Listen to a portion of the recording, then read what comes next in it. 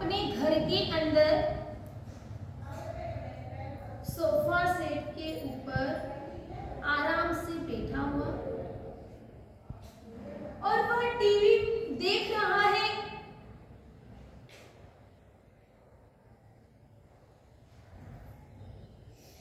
जोरदार फिल्म चल रही है। फिल्म देखने में मस्त बना हुआ। जब टीवी में अगर व्यक्ति देखता है ना तो उसके आजू बाजू क्या होता है उसको मालूम रहता है।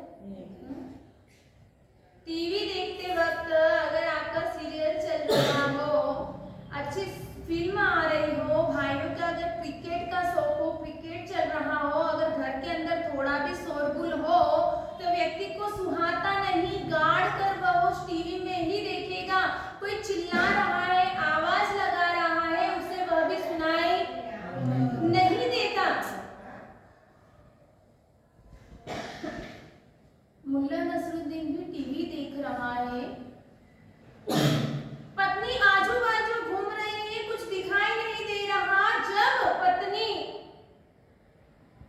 उसके आगे आकर टेबल पर आकर बैठ गई। जैसे ही टेबल पर आकर बैठी, स्टूल पर आकर बैठी, मुल्ला को टीवी बराबर न दिख रही थी, इसलिए वह अपनी पत्नी को कहने लगा कि अरे वहाँ स्टूल पर क्यों बैठी है, मेरे पास आकर बैठ, सोफे पर अपन साथ साथ में देखते हैं। क्या कहा? तकलीफ कहाँ है उसको? टीवी नहीं दिख रही। हाँ, टीवी नहीं दिख रही, इसलिए पत्नी को कहा। जैसे ही पत्नी ने कहा, पत्नी ने सुना, पत्नी ने कहा कि अरे मैं आपके साथ में आपके बराबर आसन पर कैसे बैठ सकती हूँ? सही है ना? अपन तो आजकल घर से पहले एक समय था, घर पर वडील रहते थे, उनके सामने भी नहीं निकलते थे। पहले तो ऐसा समय था, अगर ससुर जी अगर बाहर बैठे हुए हैं, बहू को कुछ काम है तो वह अपने सासू जी को बोलती थी कि पापा जी बाहर बैठे हैं, मैं कैसे जाऊं। पहले से एक मर्यादा रही हुई थी, ससुर जी के सामने से भी नहीं निकलते थे। धीरे धीरे कम हुई, धीरे धीरे हाँ, अगर निकलने का भी अगर हुआ तो मिटे हो जाते थे, पीछे पलट कर देखने लग जाते थे। और धीरे धीरे समय व्यतीत होने लगा, समय बदलते गया, फिर उनके सामने भी जाने लग गए। अभी तो और अब कहाँ से कहाँ पहुँच गए? पास में बैठना, पास में बैठना। अगर बैठे हुए होते वो निकलते तो खड़े हो जाते थे। आजकल घर में भी मर्यादा नहीं है और गुरु भगवान के यहाँ पर आते हैं, मंदिर में आते हैं, उपासना में आते हैं, तो वहाँ पर भी अपना जो विनय विवेक हम चालक से नहीं है। बड़ों के सामने नहीं बैठना, यहाँ गुरु भगवंत के सामने भी तकलीफ हो वह बात अलग होती है, लेकिन बिना तकलीफ वाले भी आजकल चेयर पर, कुर्सी पर आराम से, महाराज साहब जी तो नीचे बैठे होंगे और कुर्सी पर दूसरे मिलेंगे अपने को। तो यह मर्यादा थी। उस वक्त मुल्ला नसरुद्दीन की पत्नी ने कहा कि अरे मैं आपकी पत्नी हूँ, धर्म पत्नी हूँ, और आपके बराबर आसन पे आपके साथ में मैं कैसे बैठ सकती हूँ। मुल्ला नसरुद्दीन को लगा आज ये विवेक कैसे हो गए। हाँ, सही है ना? आज इतनी समझदारी की बातें कैसे कर रही है। मुल्ला नसरुद्दीन ने कहा अच्छा कोई बात नहीं, जब कहते हैं ना अच्छा इंटरेस्टिंग चलता हो, कुछ बात निकल जाती है तो उसमें रस आ जाता है, उस चीज को हम भूल जाते हैं। मुल्ला नसरुद्दीन ने कहा अच्छा ऐसा है, अगर बाय चांस मैं स्टूल पर बैठ जाऊं तो फिर तुम किस पर बैठोगी? अगर मैं ही स्टूल पर बैठ जाऊं तो तू कहां पर बैठेगी? तो उसने कहा मैं चौकी लाकर चौकी पर बैठ जाऊंगी, क्योंकि स्टूल से चौकी भी थोड़ी हाइट उसकी कम होती है। उसने कहा मैं उस चौकी पर बैठ जाऊंगी। मुल्ला को मजा आ रहा था आज। मुल्ला कहने लगा बाय चांस तू सोच ले मैं चौकी पर बैठ गया तो तू कहां बैठेगी? हाँ? उसने कहा अगर आप चौकी पर बैठ जाएंगे तो मैं जमीन पर, नीचे फर्श पर बैठ जाऊंगी। अब मुल्ला कहने लगा कि अगर बाय चांस मैं फर्श पर बैठ गया तो तुम कहां पर बैठोगी? कैसे बैठ जाएगी? हाँ, सोफे पर।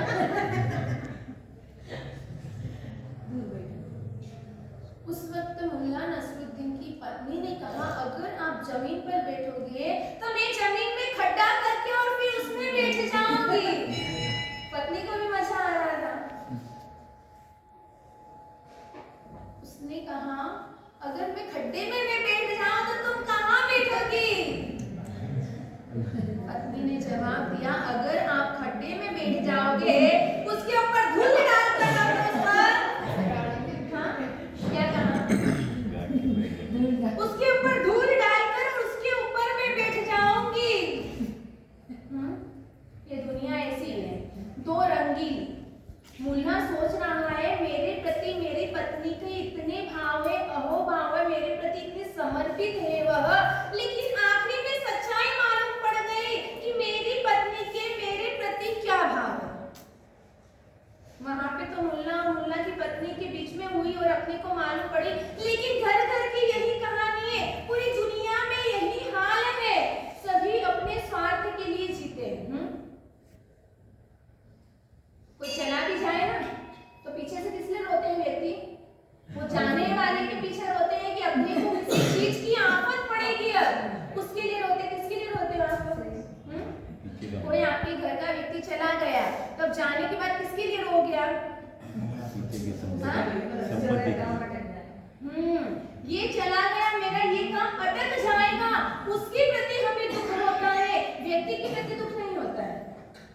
रियल में संसार ही यह है, कहते हैं संसार सपना कोई नहीं अपना।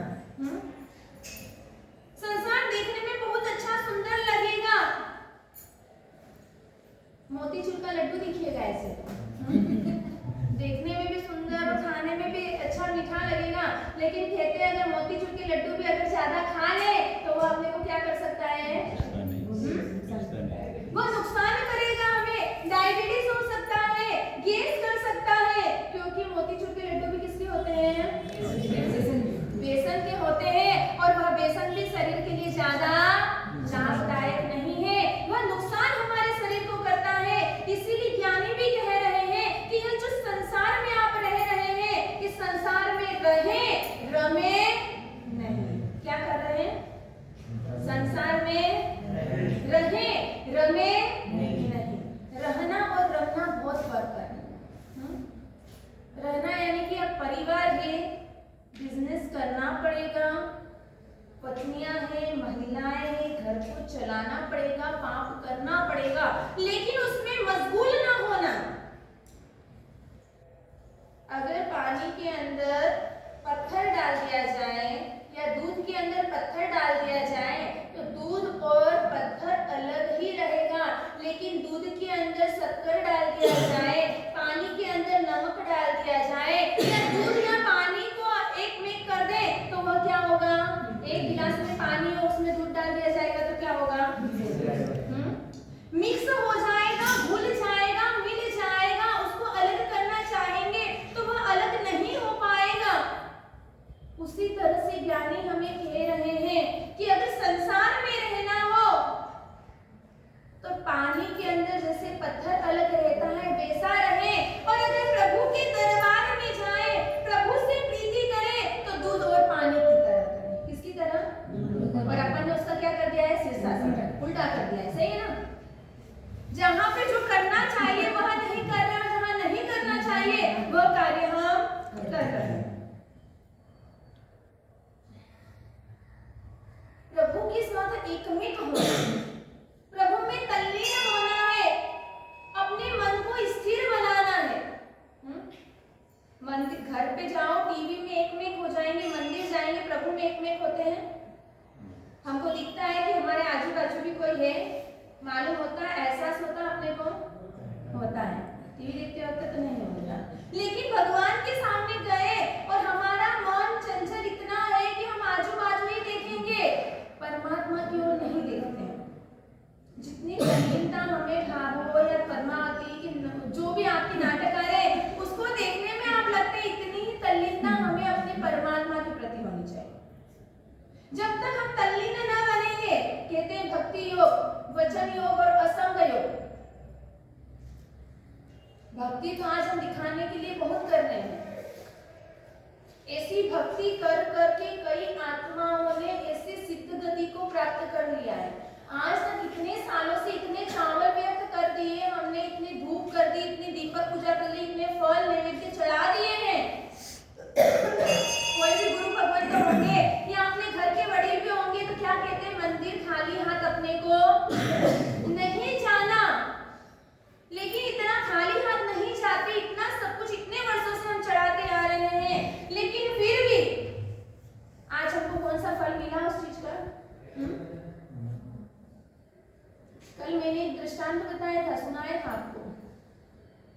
तोता और मैना, उसने केवल परमात्मा की जिन वाणी सुनी और उस जिन वाणी को सुनकर अब उस तिर्यंच के भाव में उनके अंदर कितनी बुद्धि होगी।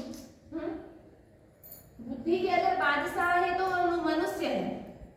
सही समझ और गलत समझ उसके अंदर होती है, वो समझ सकता है, लेकिन तिर्यंच जानवरों के अंदर यह समझ नहीं होती है। अब उन्होंने जो देशना सुनी उससे उनके अंदर जीवन में कितना बदलाव आ गया कि वह उस भव के अंदर भी साली क्षेत्र के अंदर जाते जहां पर चावल का उत्पादन होता, जहां चावल की खेती होती, साली यानी चावल। तो ऐसे क्षेत्रों में जाते थे और उन क्षेत्रों में जाकर डांगल पूरे के पूरे वह लेकर आते थे। लाने के बाद और जानवर है, हाथ तो है नहीं उनके, किससे करते होंगे वह?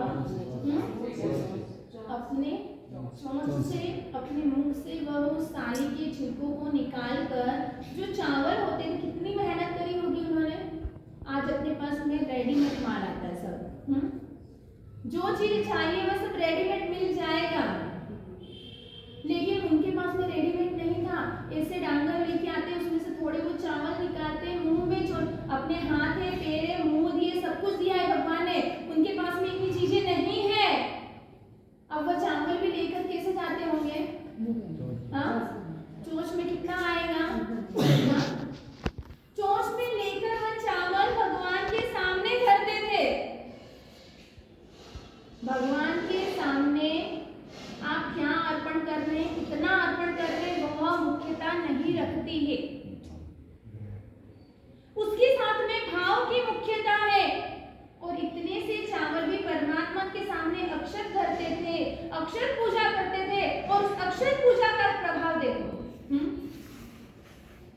अक्षर पूजा का यह प्रभाव कि तुरंत उनकी यह दुर्गति का निवारण करवा दिया।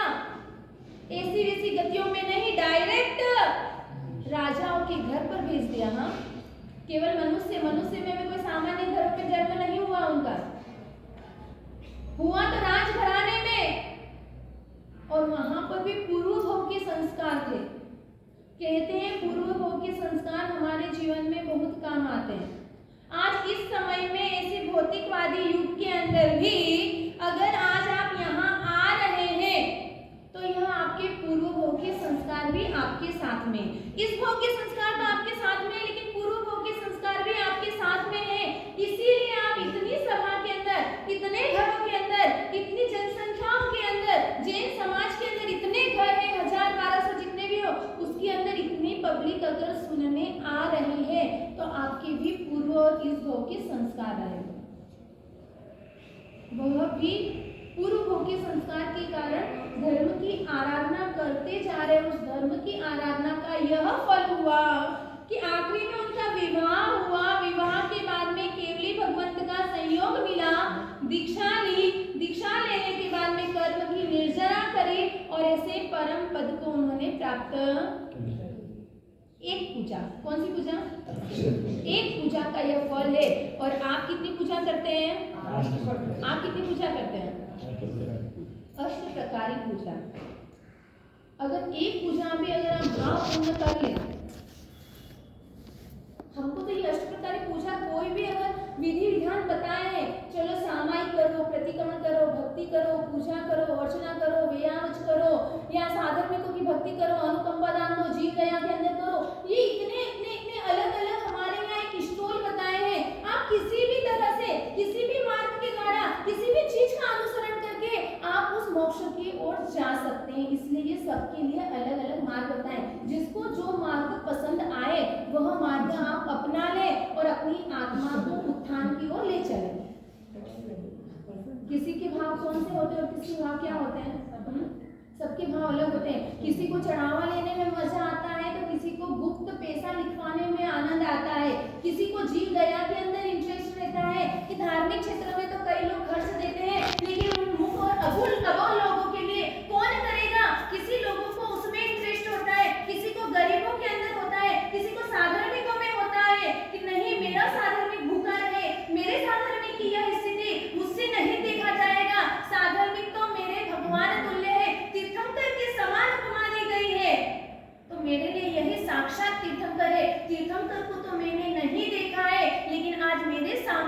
तीर्थंकर है और मुझे जितनी भक्ति करनी है उतनी मैं भक्ति कर सकता हूँ।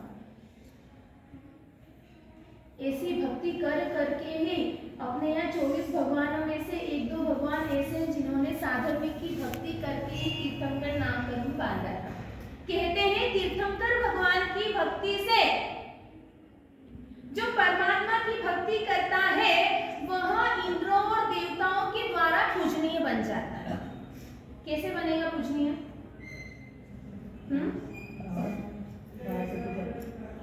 तीर्थंकर परमात्मा की भक्ति करी तो वह भी तीर्थंकर बन जाएगा, और जब तीर्थंकर बनेगा, जब वह भगवान बनेगा तो उसकी भी भक्ति करने कौन आएगा? इंद्र और देवता आएंगे।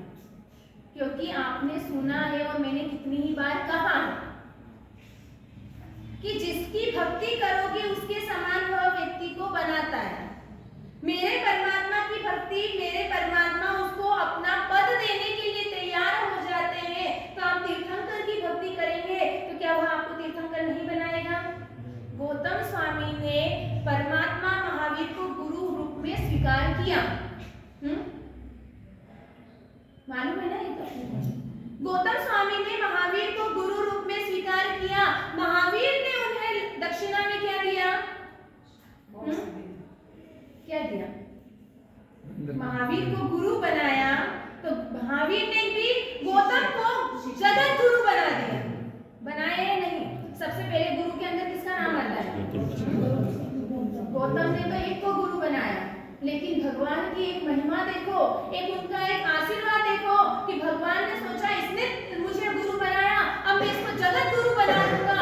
और दुनिया के पन्नों में कहा जाता है, इस जैन शास्त्रों के अंदर गुरु में गुरु गौतम गुरु, हर जगह पहले गौतम स्वामी का नाम आगा। भले ही आपके शांति सूरी जी हो या कौन से भी गुरु, राजेश्वरी जी हो, कलापूर्ण सूरी जी, जो भी गुरु हो, लेकिन उन सभी के पहले कौन से गुरु का नाम आता है? कहीं पे भी पत्रिका में पहले लिखते तो आप किसका नाम लिखते हो? पहले भगवान का और उसके बाद में गौतम स्वामी का। क्योंकि मेरे गौतम स्वामी के अंदर वह समर्पण, वह भक्ति भाव था कि उन्होंने ऐसे जगत गुरु का पद मिल गया उन्हें। हम भी ऐसी आराधना करें, ऐसी भक्ति करें कि हम भी परमात्मा तुल्य बन जाएं। जब रामचंद्र जी को अयोध्या छोड़कर जाना पड़ा, किस वजह से? केकई के कारण। केकई ने वर मांगा, दशरथ ने राम को यह बात कही, राम ने पिता की आज्ञा को सर्वमान्य रखकर राम अपनी अयोध्या को छोड़कर वनवास की ओर रवाना हो रहे। राम के साथ में लक्ष्मण और सीता प्यारी भी थी। तीनों जने वनवास की ओर जा रहे हैं। अब राम, लक्ष्मण और सीता को सरयू नदी पार करना था। कौन सी नदी? सरयू नदी पार करना। और उस वक्त वह सोच रहे हैं, विचार कर रहे हैं, अब इस नदी को पार कैसे किया जाए।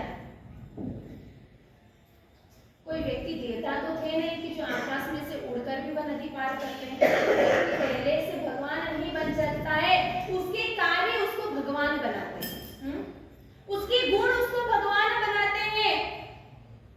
अब सरयू नदी पार करना है। केवट से पूछा, केवट ने कहा आप मेरे इस नाव के अंदर आप बैठ जाएं, मैं आपको सरयू नदी पार करवाता हूँ। तीनों उस नाव के अंदर बैठे।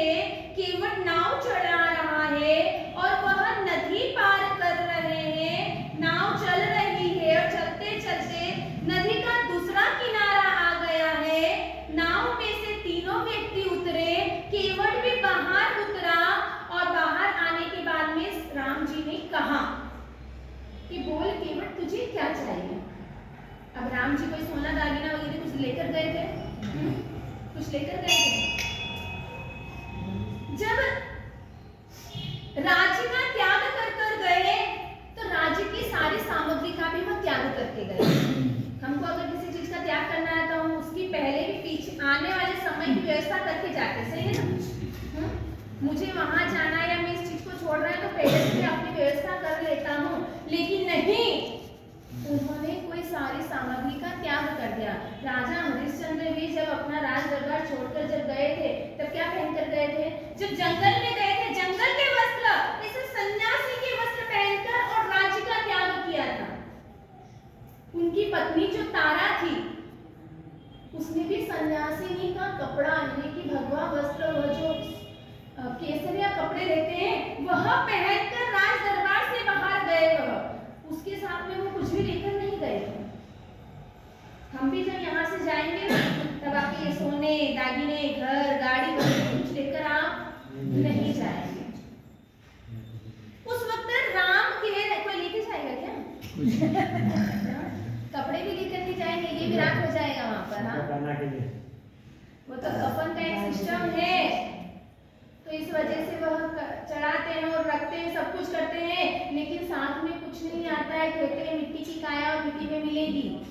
इसके ऊपर कितना भी गुरूर करो, कितना भी उसको चमकाओ, कितना ही नहलाओ धुलाओ, तेल मालिश करो, क्रीम पाउडर लगाओ, कितना भी कुछ करो, लेकिन आखिर में यह क्या होगा? मिट्टी में मिल जाएगा, ये राख हो जाएगी। कहते हैं जब जन्म होता है तब व्यक्ति का वजन 2.5 किलो भी नहीं होता है और जब मरता है तब उसकी राख का वजन भी 2.5 किलो ही। तो इस जिंदगी के अंदर, इस जीवन के अंदर हम कितनी मेहनत कर लेते हैं। बुढ़ापे में मेरा कौन साथ देगा, उसके पहले से अपन बैंक बैलेंस रखते हैं। कोई बात नहीं, बच्चे अगर मेरी सेवा ना करेंगे तो नौकर में रख सकता हूँ, नौकर को पैसा दूंगा तो वह मेरी सेवा कर लेगा, लेकिन याद रखना पुण्य वाली रहेगी तो वह नौकर भी करेगा। अगर पुण्य नहीं रहेंगे तो वह नौकर भी आपको चाकू लगाकर और इसलिए हमें अपने पुण्य को जबरदस्त करना है, पुण्य को बढ़ाना है। एक माजिया के बाद उनके बच्चे नहीं, सब लोग कहते थे माजिया एक बच्चा ले लो, एक लड़का ले लो, बुढ़ापे में आपकी सेवा कौन करेगा। लेकिन उस महिला ने आखिरी समय तक भी किसी भी लड़के को गोद नहीं लिया। पतिदेव भी चले गए, जब तक उसके हाथ पैर चलते थे जब तक तो वह स्वयं अपने हाथों से घर का कार्य करती थी। लेकिन उस महिला की पुण्यवानी जबरदस्त, कभी उसने किसी का बुरा नहीं सोचा, बुरा नहीं किया।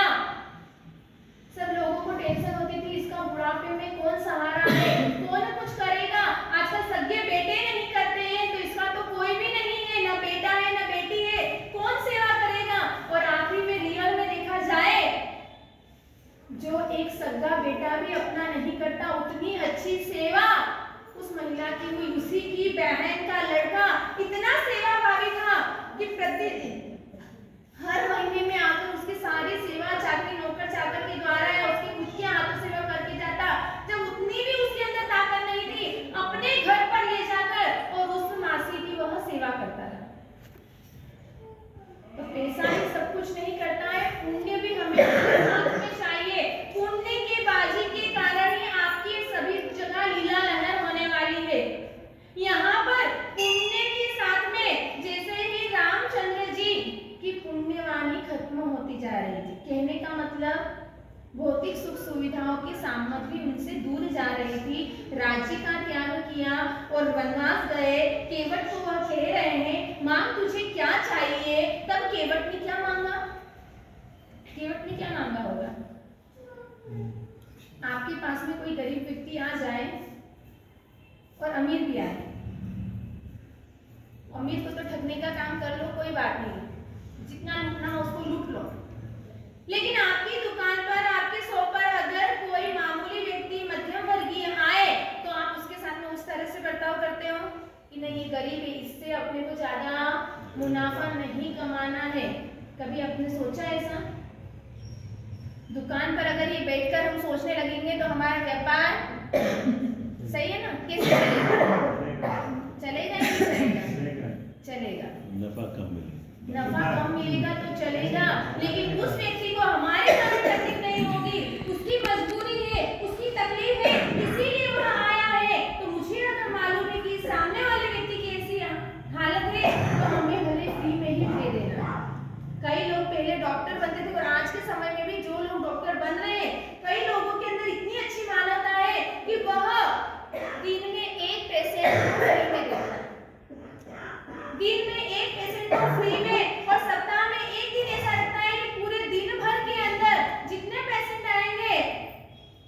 सभी को फ्री सेवा। पहले के समय ऐसे थे, इसलिए डॉक्टर को भगवान का रूप कहा जाता है।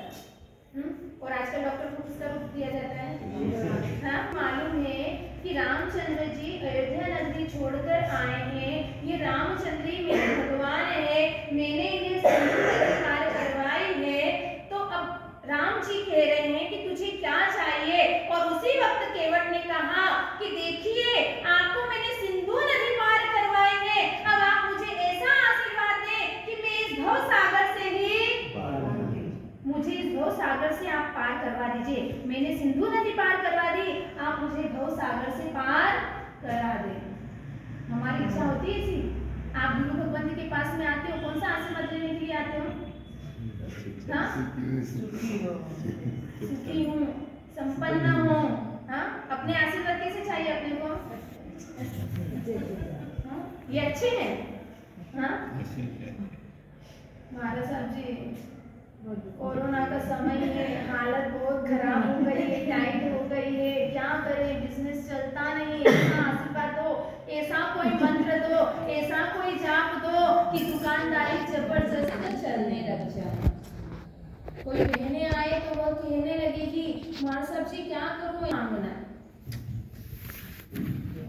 जब व्यक्ति के पास में जो चीज होगी ही नहीं तो वह व्यक्ति देगा कहां से? महात्मा गांधी के पास में एक व्यक्ति, एक महिला एक लड़के को लेकर, अपने पुत्र को लेकर आई और महात्मा गांधी को कहने लगी कि गांधी जी, मेरा बेटा गुड़ इतना खाता है, छोड़ता ही नहीं, परेशान हो गई हूँ। महात्मा गांधी ने क्या कहा? कल आना नहीं, सप्ताह भर बाद आना। उन्होंने कहा सप्ताह भर बाद आना, और देखा कि सप्ताह भर बाद महिला आई। अभी महात्मा गांधी जी बोले नहीं, उसके पहले वो महिला कहने लग गई कि गांधी जी चमत्कार हो गया, जिस दिन से आपके यहाँ से वह गया उसके बाद उसने गुड़ ही नहीं खाया। गुड़ खाता ही नहीं है, गुड़ की तरफ देखता नहीं है, क्या हो गया? ऐसा क्या चमत्कार कर दिया आपने? महात्मा गांधी जी कहने लगे कि अरे मैं कैसे उसको पचकाने दे सकता था, कैसे नियम दे सकता था, क्योंकि जब तक तो मैं भी गुड़ खाता था, मैंने उसी दिन से उसका त्याग किया तो मेरा जो प्रभाव था वो उसके ऊपर गिरा, इसीलिए उसने भी खाना बंद कर दिया। इसीलिए कहा है, मांगो उसी से जो दे दे खुशी से, और कहे ना किसी से। क्या कहा है? मांगो उसी से जो दे दे खुशी से, हाँ, और कहे ना किसी से। अगर शादी ब्याह में आपको जाना है, कपड़े नहीं है, आपको मालूम है मेरी फ्रेंड के यहाँ या मेरे दोस्त के यहाँ, मेरे पड़ोसी के यहाँ या मेरे सगे संबंधियों के यहाँ अभी नई नई शादी हुई, एकदम लेटेस्ट कपड़े वगैरह गहने सब लाए हैं, फिर क्या करोगे आप? मालूम है वो दूसरे गांव में है, मैं दूसरे गांव में लेकर आ जाता हूँ, पहन लेता हूँ, जिसको क्या मालूम है कि किसके कपड़े हैं, फिर फोगट में अपना शादी ब्याह हो जाएंगे। पहनकर चला गया। अरे आप ये बात छोड़ी दो। हाँ, आपके यहाँ नहीं रहते होंगे, आपने किसी से मांगे नहीं होंगे अभी तक, नहीं तो बॉम्बे जैसे सिटियों में अभी तक चल रहा है। अच्छे अच्छे लोग भी, खुद की शादी अच्छी मस्त ड्रेस है, अपनी कैपेसिटी नहीं, अपनी हालत नहीं है, शादी के दिन और स्टेज पे खड़ा है, कपड़े वगैरह सब पहनकर। कोई व्यक्ति आया शादी के अंदर और अपनी पड़ोसी को वो कह रहा है, अरे इस दूल्हे ने जो ड्रेस पहन रखी है वह मेरे ही दी हुई है। फिर क्या होगी आपकी हालत? हाँ? क्या होगी? हाँ? वह व्यक्ति पानी पानी हो जाएगा, उसको शर्म महसूस होगी। इसीलिए मेरे परमात्मा कह रहे हैं, हर किसी से हर चीजें मांगने जैसी नहीं है। परमात्मा के मंदिर में अगर आप जा रहे हैं तो परमात्मा से भी वही चीज मांगो जो उनके पास में है। धन दौलत वगैरह सारी को छोड़कर आए हैं, अब उनके पास में ये चीजें मिलने वाली नहीं है। परमात्मा के पास में अजरामर पद मांगना है, ऐसा परम पद मांगना है, शाश्वत पद मांगना है, तो वह आपको वह चीज देने के लिए तैयार हो जाएंगे। और ऐसे ही शाश्वत सुख अगर हमें प्राप्त हो सकता है, उसकी आनंद की अनुभूति होती है, तो ऐसे नवकार मंत्र के अंदर उसकी अनुभूति होती है। अपने यहाँ पर अमर कुमार सुर सुंदरी चरित्र के अंदर ऐसे ही अमर पद पाने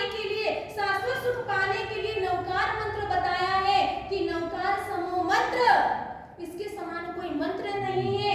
सुर सुंदरी सुव्रता साध्वी के पास में गई है और सुव्रता साध्वी के पास जाकर उसके मन में यह था कि सबसे पहले अगर मैं किसी का वृत्तांत या वर्णन या विवेचन सुनना है तो मुझे नवकार मंत्र के प्रभाव सुनना है। तो वह वहां पहुंच गई और जैसे ही गुरु माँ को वंदना करी, गुरु माँ ने क्या कहा कि आज मैं सबसे पहले तुम्हें नवकार मंत्र का अर्थ सुनाऊंगी। जैसे ये शब्द कहा, आनंदित हो गई, प्रफुल्लित हो गई, उसके मन में खुशी नहीं समा रही है कि क्या बात है, मेरे मन की बात गुरु मैया ने सुन ली, मैं यही सोचकर आई थी।